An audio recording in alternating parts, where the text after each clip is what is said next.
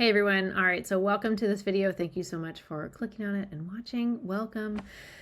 All right, today we're going to look at my labs. And you might think, as a nutritionist, as a generally healthy person, Allie, these are going to be super boring to look at. And maybe they will be, and that's fine. Like, I don't want my lab work to be too interesting, right? But this is a really important video and I think message for a lot of people, because I hear a lot of people not wanting to do their blood work. They're like, I'm healthy, I don't need to go to the doctor, etc., etc.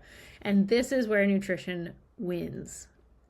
And let's dig into it. So we're going to look at my labs. You might think they're perfect, but there's a lot that we can do about it. So why am I doing this? Because I'm human, and this was a good slice of humble pie for me, to be honest, because I thought they'd be better than what they were. So labs don't discriminate. They are objective data that just simply tells you how your body is responding to the lifestyle that you're leading. So it's not always nutrition-based things, but this gives you a data point in time about how your body's doing in that moment, and it gives you an opportunity to make these changes super, super early, and I really appreciate knowing that as a nutritionist before I have to lean on other tools like medications or other medical therapies. So let's dig into it. So a little bit of background information, if you don't know me. 32-year-old female. History of irregular cycles when I was a teenager, and it was always just passed off as like, you're young, you are, which I don't know why that matters, but like, you're young, you are athletic, you're lean, which I wasn't super unhealthily lean at any point. You know, just kind of brushed it off like, oh, it'll get more regular as you get older. And it didn't really. And I would go over a year without a period when I was a teenager, and they would try to induce it with progesterone, and it wouldn't work. But I never really got any answers. They just said, oh, you're lean, you run, you're an athletic person, like, that's why. And I didn't really think that was true. But anyway, that's the feedback I got when I tried multiple times to bring it up with medical providers. I was not really officially diagnosed until recently, but like with polycystic ovarian syndrome. I've had ultrasounds before to find ovarian cysts, and those weren't present between not having a regular cycle historically, which again isn't necessarily a current symptom. They're not regular per se, but I don't go certainly a year without having one like I used to. So that symptom doesn't also really apply. So I never really wondered, or just wondered, like, do I have it? Do I not? Do I just have some of it, etc. And talking with my provider this last month or so, she's like, yeah, you only have to have 2 out of 3 of the criteria. So yeah, you definitely have it. I'm like, okay, well, I guess that's helpful. But so history of that, this came more to my attention when I was in grad school, because I would have elevated fasting blood sugars.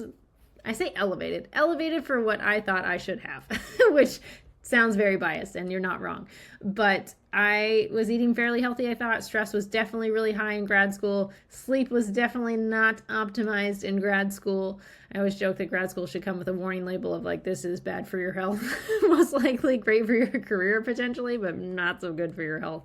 But so I was kind of starting to be aware. As I was learning about nutrition and lab testing, I would obviously use myself as a guinea pig. So learning to take my fasting blood sugar in the morning, I started to realize, I'm like, I think this could be better. When I finished grad school, optimized my health, optimized my sleep, and stress levels, all that did come down, and I had some normal labs, but otherwise active, fairly healthy. I wasn't overweight, so that was never very like interesting for medical providers. Like, well, it's probably fine, and you're young, and you said you don't want to have kids right now, so let's not worry about that. Only other symptoms that are relevant, I feel like, PMS, premenstrual syndrome, and mostly in the form of just anxiety before periods. And this sometimes is more of a problematic thing than other times. It's been pretty mellow lately, but at other times throughout the years, it's been like, ooh, that is very much a regular thing. So those are the main things that I have to track as far as like, is this getting better? Is this not, etc. And besides obvious lab work. So that's a little bit of a history. So let's dig into the actual labs. What do they say? So, testosterone. So this is the first time I've been tested for testosterone, which again was kind of frustrating, because it would have been great to have like numbers historically on this, but again, it wasn't really a big priority, I guess, with previous providers. And even this time they're like, oh, you're normal, don't worry about it. Well, like barely, like I'm barely in the normal range, and I have clinical symptoms of high testosterone in the form of hirsutism. So like it's high normal. And so I'm trying to be more proactive about this as far as like with nutrition and supplementation. And we'll definitely dig into that in a little bit later, probably another later video as far as like what supplements are going to be appropriate for this. So high normal, testosterone, TSH is normal. That's thyroid stimulating hormone. So that's really good. Hypothyroidism runs in my family. And you could say I have some symptoms of it, but I'm really glad to see that that one's normal. And then vitamin D. So there's a story here with vitamin D. So vitamin D, gosh, I think it was probably like 2018, 2019. I was just a young nutritionist. And because most people living in the Northwest of fair skin are fairly deficient, or commonly deficient, shall we say, in vitamin D. So I was like, well, I'll just take some. Well, the supplement was very delicious, and I was very consistent with taking it. And so when I got lab work done, this was 100.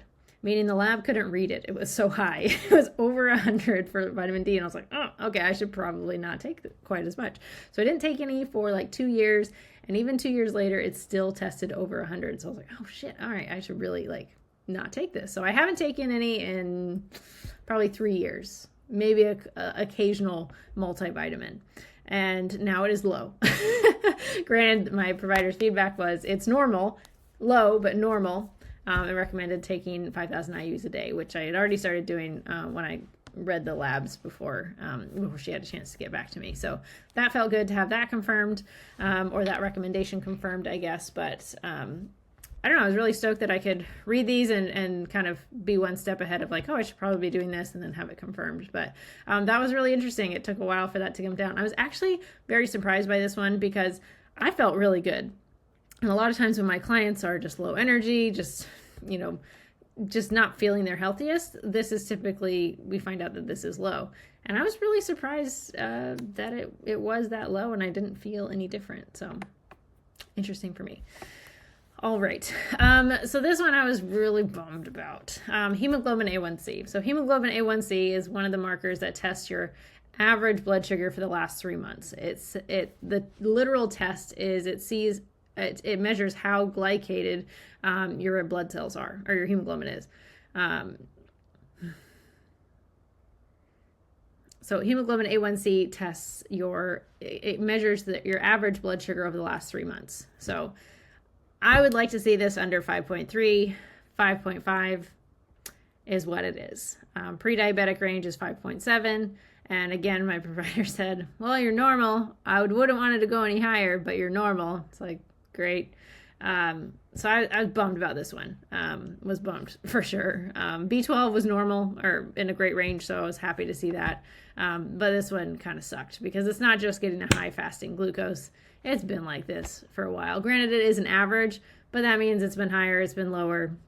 Fasting blood sugar is higher, so yeah, math. So fasting glucose in the morning, 96.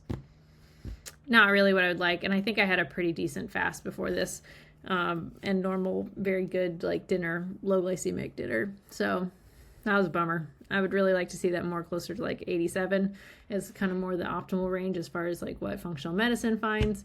So we've got some work to do with that one. And at the end, I will talk about what I'm going to do with these results. The other one that came up was that was legitimately flagged as low alk phosphatase. This one I'm not as familiar with. A quick little, looking it up on the interwebs can be linked to some lower minerals, which I find kind of funny because I do supplement with these on occasion and obviously have a fairly nutrient-dense diet. Could be associated with low thyroid or hypothyroidism, but again, that initial TSH was good. I feel like other symptoms don't really align too much with that. I say that struggle with losing weight, and that hasn't been a problem as of late. In fact, I'm probably the lowest weight that I've ever been, and quite happily, effortlessly at that weight. So with that, being super happy with my body composition, happy with my workouts, happy like with all my habits, and then having labs that say like, you should work a little harder, chickie, was like, dang it. But here we are. There we go. This one I was happy about because with PCOS having higher blood sugars, you could have higher insulin or insulin resistance. And this one I was not, I was nervous about because I know this just makes it harder with things. But it came back good. So insulin is normal. C-peptide, which is another surrogate marker for insulin, is also normal. So really, really good. Insulin resistance score low, so very happy with that result. The rest of the blood work came back totally normal. Nothing really to look at there. But here are my takeaways. So I have less starchy carbohydrates. So less desserts, less like rice, potatoes, sweet potatoes, Verb bars, my caffeinated green tea bars. Probably don't need to have those first thing in the morning. That one will be the hardest one probably. Order of eating. I'm going to prioritize having vegetables first, protein first, and then if I do have any starchy carbohydrates, that at the end of the meal. If I do want to have a sweet treat or something, that's at the end of the meal. And going for a walk or doing some exercise after that would be a better combination for that scenario. Sleep. I gotta sleep. I'm not good at this. I would much rather push through being tired. I don't nap well. If I nap for hours and then I'm up late. And so I really have to work hard to optimize my sleep. That's going to have to be a priority. And I find that one thoroughly underwhelming, is my personal opinion, but doesn't matter. I'm also going to have to pay more attention to my cycle and just optimizing that, trying to make an effort to have them more regular and decrease those symptoms. Key supplements, that will definitely be coming in another video as far as what supplements I include and why and for what reasons. These ones aren't super new to me, but it's another note for myself that I should be more consistent taking them, because I am human. I skip it sometimes. It's very easy to convince ourselves that, hey, it doesn't matter. I'm healthy, blah, blah, blah. Well, it turns out my body could use a little bit of help from those things, and making sure that those things are research-based. So people, this is a pet peeve, but if you are looking up information, do a quick Google search and see what you initially find, but then do more research. Do more, not just a blog. If you are reading a blog, hopefully it's by someone who has like credentials and degrees and things that they've studied, but then go further. I would love for people to start searching on like Google Scholar or PubMed or something where professionals go. And granted, there might be a little bit to read into, but that at least gives you a little bit less of more of an unbiased opinion to look at. So highly recommend doing legitimate research as far as like looking at those outlets for solid information. More consistent exercise, cardio. And I say this not because weightlifting can't be very effective. It absolutely can. Me personally has been doing more strength training, more lifting, more like functional bodybuilding, not as much cardio, which can definitely help glucose sensitivity. So it's a little bit of both. We definitely want muscle mass. The more muscle mass we have, those are bigger glucose sinks to pull that blood sugar into our muscles. The more muscles we have, the bigger sinks we have, which is really, really good. But also cardiovascular exercise is going to be really, really helpful as well. And that's just like a little bit lacking in my current routine. I'm loving my routine, but I think that's something that I need to add in a little bit more often. And then lastly, walks after meals. That's just an easy, simple thing. It doesn't have to be very much this or just more movement throughout the day. I do have a sedentary job. My steps are generally really good throughout the day because I get steps in at certain periods of the day, but I am fairly sedentary for significant amounts of time. So that is something else I can do. All right, so that was my practical takeaways.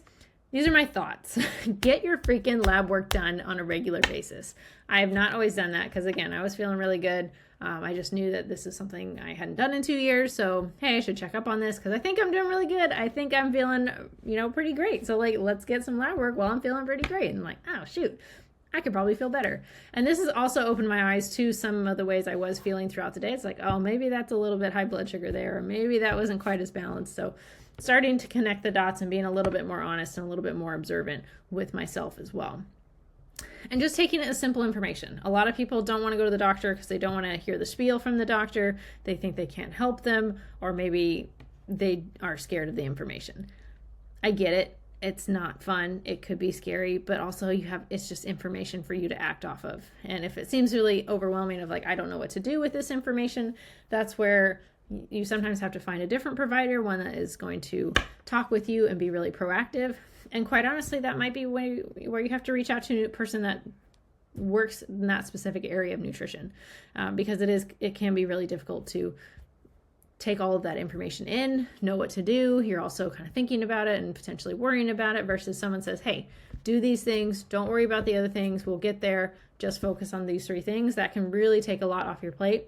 And allow you to simply get to work and make those changes. It can seem like a lot. Trust me, like just researching what supplements are most effective for this and making sure that those studies like match my demographic and etc. So I hired nutrition coaches to tell me what to do because I didn't want to think about what I was doing. Anyways, those are my thoughts. Get your lab work done. Just take it as information and get to work and do the things.